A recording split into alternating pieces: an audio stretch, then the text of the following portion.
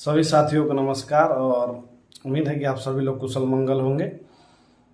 थोड़ा सा और मेहनत हम लोग कर रहे हैं और करना पड़ेगा जो हमारी ट्रांसफ़र जो सूची है उसको निकलवाने के लिए। समय की बाध्यता के साथ ही हम लोग को ये काम करना पड़ेगा।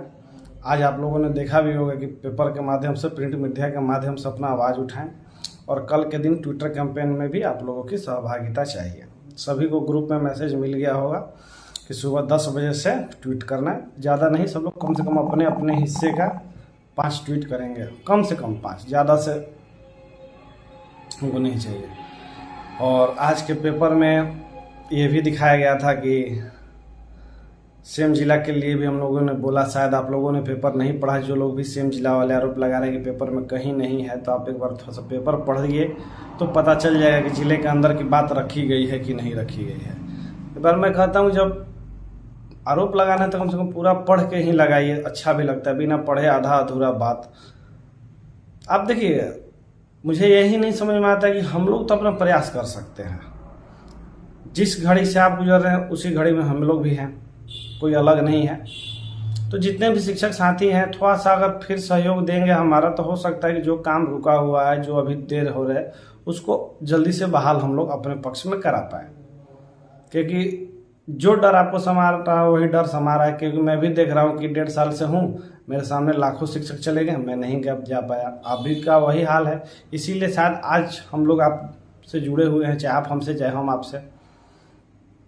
इसी के बीच में जो भी शिक्षक साथी हैं, कल 10 बजे सहयोग जरूर दें।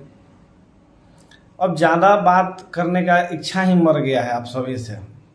कितना आदमी 1 साल से 1.5 साल से एक ही चीज़ बोलते बोलते रट हो गया। आप लोग ये सोचे कि हम लोगों ने ट्रांसफ़र की लड़ाई इतनी लंबी लड़ गई कि इसके बीच में वेतनमान का मुद्दा छूट गया, वेतन विसंगति का मुद्दा छूट गया, DA-HRA वाला हम लोग मुद्दा नहीं उठा पाए, परीक्षा अवधि वाला 1 साल वाला मुद्दा नहीं उठाए। तमाम ऐसे मुद्दे हैं जो अटका ही रह गए। आज Tier 3 के भी बहुत सारे शिक्षक आज मैसेज किए कि भैया दशहरा आ गया, अभी भी HRA में ऑन बोर्डिंग नहीं हुआ, हमारा वेतन नहीं आया। तो कब उनसे सवाल पूछना चाहता हूं कि जब Tier 3 का वेतन का बोलता हूं तो आप ही लोग बोलते हैं।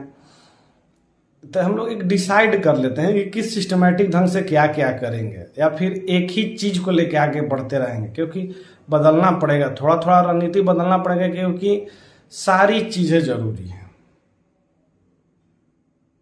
ट्रांसफ़र हो जाने के बाद वेतनमान भी जरूरी है, LPC आउट इन भी जरूरी है, वेतन विसंगति भी जरूरी है, DA और HRA वाला मामला भी बहुत जरूरी है। क्योंकि उसके वजह से हर महीना 4 से 5 हज़ार का लॉस हम लोग उठा रहे हैं। ठीक है, बाद में एरियर के रूप में मिलेगा, तो मैं ये सोचिए जो 5 महीना इस महीने नहीं मिला, कुछ साल के बाद मिलेगा, तो उसका कुछ बेनिफिट जो है वो तो सरकार रखेगी अपने अकाउंट में रख के। HRA और DA का जो एरियर होता है उसका इंटरेस्ट वो तो हमारा वाजिब होना चाहिए ना। केंद्र सरकार में देखे होंगे, जो भी केंद्रीय जॉब होता है उसमें एरियर का भी एरियर मिलता है।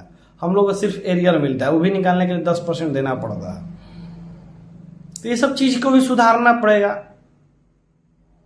लड़ाई बहुत लंबी मेरे शिक्षक साथियों, ऐसे थोड़ा सा निगेटिव होने से और धैर्य खोने से नहीं चलेगा। एक शिक्षक के जीवन में अगर संघर्ष खत्म हो जाएगा तो फिर वो शिक्षक कहलाएगा नहीं। तो हमारे जीवन में पल पल संघर्ष है, ये समझिए।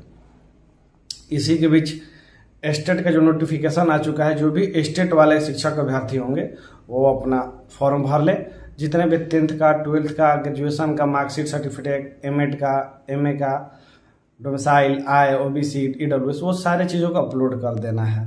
कंप्यूटर विज्ञान के लिए B.Ed की अनिवार्यता नहीं है। 1-2 पेपर कटिंग चल रहा है प्रयागराज का, वो आपके बिहार से मतलब नहीं है। तो आप लोग कम से कम जो लोग बचे हुए हैं फॉर्म भर लेंगे स्टेट का। हो सकता है कि Tier 4 में अपेयरिंग को मौका मिले या जो भी हो, ये तो भविष्य की बात है। लेकिन जो अभी सामने है उस पर देखिए, हम देख रहे हैं कि जो स्टेट के जो नए कैंडिडेट है वो Tier 4 के बहाली को लेकर बुरा बोल रहे हैं कि नहीं आना चाहिए। देखिए, जो होना रहेगा वो हो के रहेगा, वो हमारे और आपके रोकने या टोकने से नहीं होता है। वो विभाग का हाथ है, सरकार का हाथ है उसमें। तो आप शिक्षक और शिक्षक अभ्यर्थी जो भी बनने वाले हैं, इसमें आपस में मतभेद मत रखिए। यही कहने के लिए आप लोगों के बीच में जुड़ा हूं।